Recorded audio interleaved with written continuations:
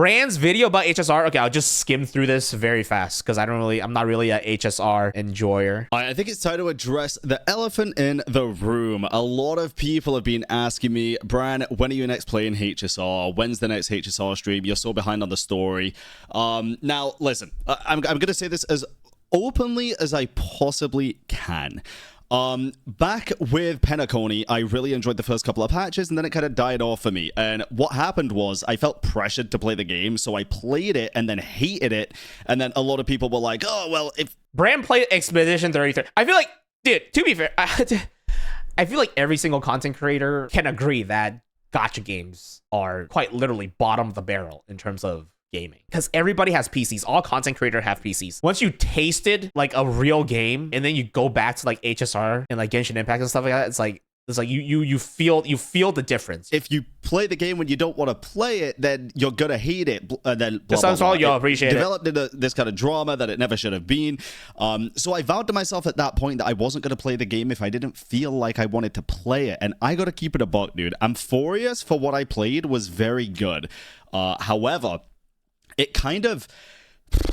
HSR has always kind of failed me in one specific area every single time. And this is just a personal thing. I understand not everybody feels this way.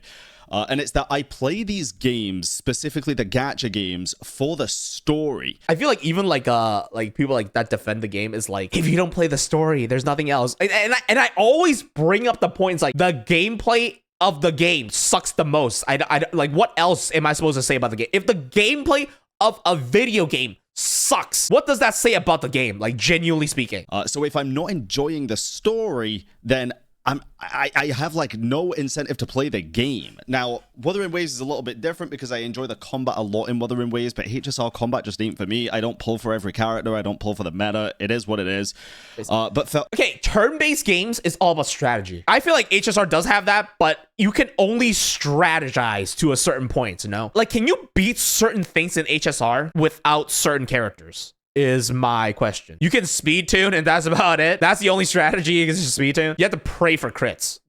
What the fuck? That's what I've heard from most people. It's like, you have certain characters, it's a cakewalk. If you don't have certain characters, it's like, good luck. You can, but you gotta try super hard. That's the issue. I feel like you try hard, but you don't get the reward for trying hard. So it's like, you put in the effort for essentially nothing. It's kind of crazy. In turn-based games, you can't just play better. You can only hope for big numbers. That's like saying there's like no skill involved in like Pokemon, right? Like there is some skill involved, but it's not like mechanical skill, right? It's decision-making skill in both deciding what teams you'll use and like artifacts that you use and the position of team. I don't even know if that still matters. The position of like the team members or whatever. That's what it seems like anyways. Like, I'm not saying RNG isn't a part of it. I'm just saying that it's not all RNG. There is skill involved. For Honkai Star Rail, the stories are so incredibly long that I don't want to sit through like 6 or 7 hours of yap, basically. True. To get to 1 hour of greatness. And I've said this time and time again,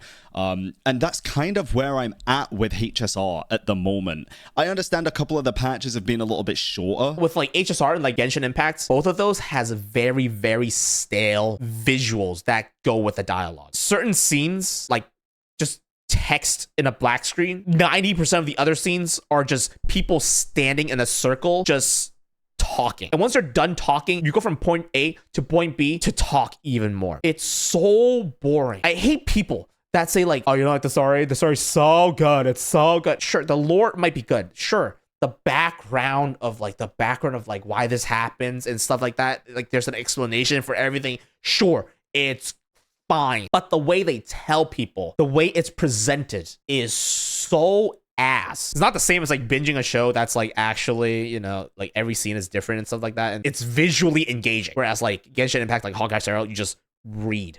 You quite literally just read. That's so disgusting. You just read. You're just reading in a video game. Like, am I playing a fucking visual novel? Then like 8, 9, 10, 11, sometimes even 12 hours.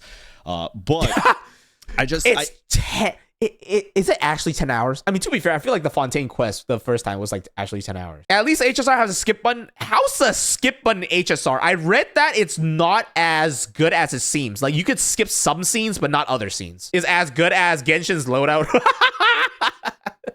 It exists. It exists. It just there. It just exists. Nobody says it's good or not. It just exists. I don't really have that much of an incentive to get back into it when I'm already playing Genshin Impact for the story, which albeit has much shorter quests. So it's less of a thing when, say for example, if it's a 4-hour quest, I don't mind sitting through 2 hours to get to 2 hours of good.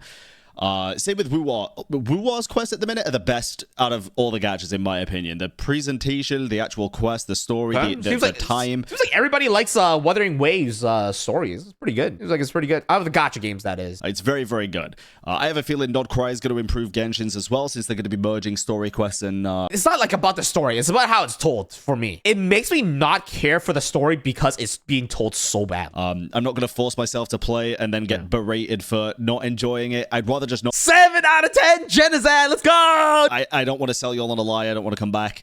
And one other thing is Zenless Zone Zero. People keep asking me to try it out. Brother, that is just not a game for me. I don't... True, dude, true. If you enjoy the game, you enjoy the game, but I feel like 90% of the player base literally is there to goon. I don't know anybody there is that is not there to goon. You don't like it when a cute girl smiles at you? I don't like it when a cute 2D girl smiles at you. I don't give a fuck about that, like, quite literally. Normie! Dude, why do you say it like that's a bad thing? I hate normie as a like, you're flaming me for being normal. That's crazy. There's a lot of other stuff that I'd rather do that I am going to enjoy and that I know y'all are going to enjoy. Even if I know it's not going to do super well on YouTube. Like, I knew the setup reviews wasn't going to do that good, but I thought it'd be fun and a lot of y'all seem to enjoy it. So go check that out if you haven't seen it already. I feel like everybody, as a content creator, you know what's going to do good and what's going to do bad. But you do it just for fun. Like, not everything's for views. I enjoy playing Genshin, even though a lot of y'all might be baffled by that. I enjoy playing Wuwar. I enjoy covering news and staying up to date on information now. I enjoy a little bit of drama here. I fucking love drama baiting and drama farming. That is quite literally, I always like doing that. Money matters, to be honest. If drama makes money, entertaining audience, what's the problem? Just do it. That's what I'm saying, bro. That's why I keep fucking saying. It's like, I don't, like, if I didn't like farming drama, I wouldn't do it, right? It's like, I do think HSR are doing incredible things. I hope the game succeeds because, hey, the gacha space needs competition, bro. Whether it's Genshin, Wuwar. Dude, this gacha space needs to fucking change is what it needs. Dude, it doesn't need competition. If I see another fucking open world gacha slop, I'm about to fucking, like, stick my ass in my ass. We don't need more open world gacha games. Like, genuinely speaking, we have enough. Like, enough is enough. Like, we have like 3 or 4 upcoming. We have like, what, Nikki Enfield and like 7 Deadly Sins and Never to Never. Dude, we have so fucking many upcoming. It's fucking crazy. I don't even know why we have that many. Like, it's quite literally so many. Like, change it, man. Change the genre. You know what's crazy? A Genshin Impact, like, style non-gacha game would go so hard. I like the visuals. I like the visual. I like the, like, everything about it's like literally the only bad thing about it is a gacha. Just fucking remove that shit. How are they gonna make money? That's kind of the thing. You have to assume that they are not gonna make as much money as a gacha game, right? That's the entire point. Maybe like a live service. It could be live service, but it doesn't have to be a gacha game. Or HSR, a new game, Silver Palace or something.